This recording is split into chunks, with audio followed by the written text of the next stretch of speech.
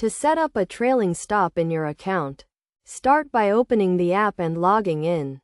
Next, click on the red button at the bottom of the screen. Then search for the stock or ETF you want to set up a trailing stop for by using the search bar. Select the specific stock, such as Amazon, from the search results. Then click on the Select Action button and choose the Sell option from the menu. Enter the quantity of shares you want to sell. Then click on the Order Type Limit option, which will open a pop-up or drop-down menu where you can select the trailing stop option.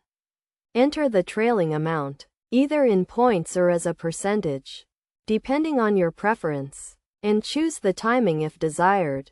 Click on the Review Order button.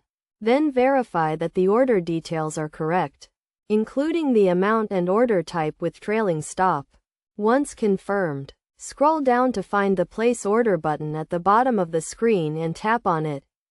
Your trailing stop will now be set up, and you can confirm this by reviewing the order details on the screen.